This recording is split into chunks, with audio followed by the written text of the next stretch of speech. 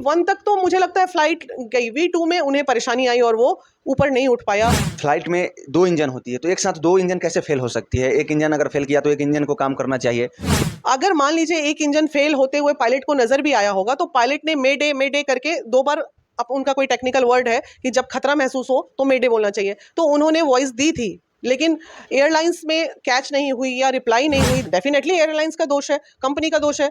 आपका फ्लाइट में कहीं प्रॉब्लम रही होगी तभी ये सब, नहीं तो पायलट को क्या शौक थोड़ी चला था जाके ढूसी मार देगा बिल्डिंग में, ऐसा थोड़ी होता है।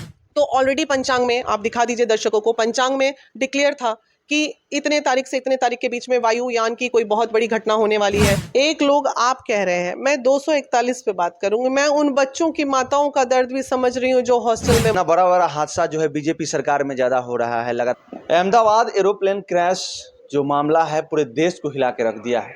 और आइए इसी मुद्दे पे बात करेंगे, आखिर एरोप्लेन जो क्रैश किस कारण से हुआ, क्या टेक्निकल फॉल्ट है, किस कारण से क्रैश हुआ। आइए बात करते हैं। हमारे साथ बात करने के लिए महिला विकास मंच के संरक्षक बीना मानवी जी हमारे साथ है। बहुत बहुत स्वागत है।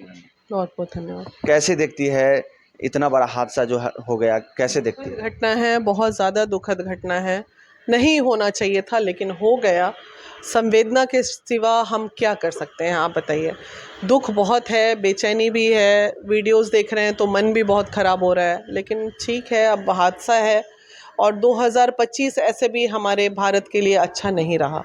इसलिए अच्छा नहीं रहा क्योंकि आप देखिए ना, अनायास मौतें बहुत ज़्यादा हुई हैं।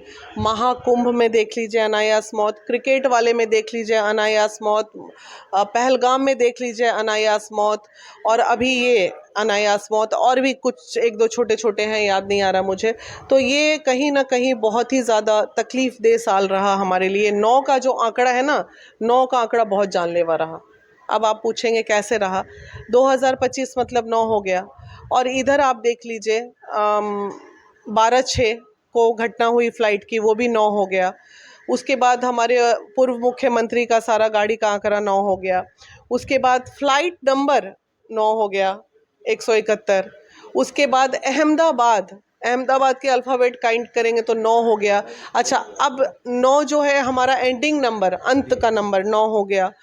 अब पंचांग की बात करें तो ऑलरेडी पंचांग में आप दिखा दीजिए दर्शकों को, पंचांग में डिक्लेयर था कि इतने तारीख से इतने तारीख के बीच में वायुयान की कोई बहुत बड़ी घटना होने वाली है, जिसमें अलग कंट्री भी कनेक्ट होंगे और चीज़ें ख़राब होंगी। तो वो भी हो गया, पंचांग भी कही रहा था हमारा। इन तमाम चीज़ों से लेके कहीं ना कहीं चीज़ें हैं। अब आ जाइए टेक्निकल बात करते हैं अगर हम, तो टेक्निकल चूँकि हम है नहीं लेकिन थोड़ी बहुत जानकारी में, तो जो किसी भी फ्लाइट का जो थ्रस्ट लेवल होता है, जो ऊपर उठने का जो लेवल होता है, उसमें इंजन का ही महत्व रोल होता है। अब इंजन बैकअप नहीं दे, इंटरनेशनल फ़्लाइटें ऐसे भी बहुत बड़ी होती हैं, लोग उसमें ज़्यादा होते हैं, लोगों के लगेज बहुत बड़े बड़े होते हैं इंटरनेशनल फ़्लाइट में, तो लोड काफ़ी होता है। तो लोड काफ़ी होने की वजह से अगर थोड़ा भी टेक्निकल फॉल्ट रहेगा तो उसे ऊपर उड़ान भरने में परेशानी होगी। V1 2000 के बाद V2 आता है, तो V1 तक तो मुझे लगता है फ्लाइट गई, V2 में उन्हें परेशानी आई और वो ऊपर नहीं उठ पाया। इंजन की वजह से ही टेक्निकल फॉल्ट ही नज़र आ रहा है। डेस्टिनी तो एक अलग चीज़ होती है, किसकी मौत कहाँ लिखी है, नहीं, वो मासूम बच्चे, हॉस्टल वाले बच्चे, उनका क्या दोष था? वो बेचारे लंच में खाना खाने गए थे अपने हॉस्टल में, कौन जान रहा था? तो जिनको बचना था वो बच गए, जिनको जाना था वो चले गए। डेस्टिनी तो खींचती है ना अपने आप। लोगों का कहना है मैम कि फ्लाइट में 2 इंजन होती है तो एक साथ 2 इंजन कैसे फेल हो सकती है? एक इंजन अगर फेल किया तो एक इंजन को काम करना चाहिए, तो ये किसका दोष है? देखिए, ये जो लोग कह रहे हैं 2 इंजन होती है, उनको मैं ये बता दूं, फ्लाइट का अगर एक इंजन भी फेल हो जाएगा तो फ्लाइट ऊपर उड़ान नहीं भर पाएगी, ये जान लीजिए। लोड लेवल इतना ज़्यादा होता है, दोनों इंजन को काम करने की ज़रूरत है। अगर मान लीजिए एक इंजन फेल होते हुए पायलट को नज़र भी आया होगा तो पायलट ने मे डे करके 2 बार, अब उनका कोई टेक्निकल वर्ड है कि जब खतरा महसूस हो तो मे डे बोलना चाहिए, तो उन्होंने वॉइस दी थी, लेकिन एयरलाइंस में कैच नहीं हुई या रिप्लाई नहीं हुई, जिसकी वजह से थोड़ा सा अगर बुद्धिमानता पायलट दिखाते तो वो लेकिन कैसे, जब लोड ही नहीं खींचा होगा तो कैसे लेके आएंगे। तो जो होनी थी वो तो हो गई। तो एयरलाइंस में टिकटों का दाम जो है तुरंत दोगुना कर दिया जाता है, तुरंत बढ़ा दिया जाता है, और इस तरह से टेक्निकल फॉल्ट होना कहीं ना कहीं किसका दोष? टेक्निक किसका दोष देंगे? डेफिनेटली एयरलाइंस का दोष है, कंपनी का दोष है।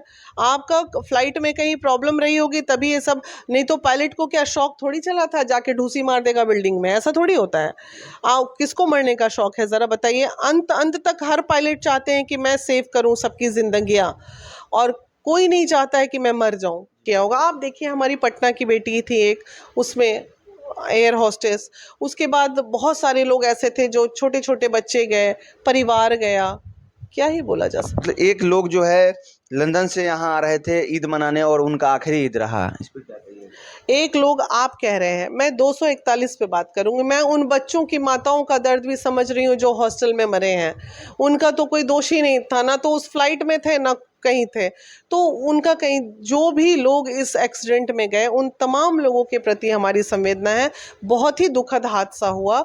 और अगर डेस्टिनी की बात करें तो उस फ्लाइट में एक दो व्यक्ति ज़रूर ऐसा ज़रूर रहे होंगे कि उनकी डेट ऊपर से फिक्स होगी कि आज आपको मरना है, और उनकी वजह से बाकी लोगों की मौत हुई।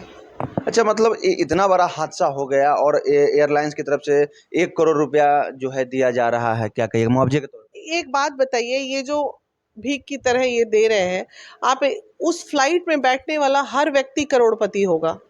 कोई डॉक्टर है तो कोई इंजीनियर है, कोई अरबपति भी थे।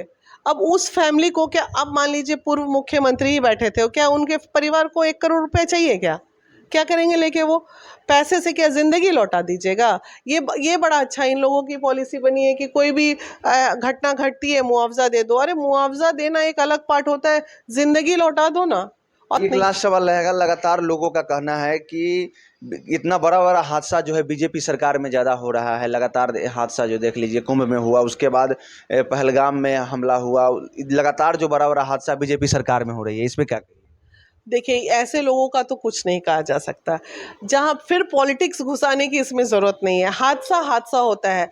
कोई सरकार, चाहे कांग्रेस हो, चाहे बीजेपी हो, चाहे आरजेडी हो, XYZ कोई हो, कोई सरकार नहीं चाहती है कि मेरे रहते किसी भी तरह का कोई क्राइम हो, किसी भी तरह का कोई हादसा हो, क्योंकि अपनी बदनामी कोई नहीं चाहता भाई पॉलिटिक्स में। क्या कुछ कहिएगा इनकी राय को लेकर? अपनी राय जरूर दीजिएगा। आप देख रहे हैं समाचार चक्र। जय हिंद, जय बिहार। धन्यवाद।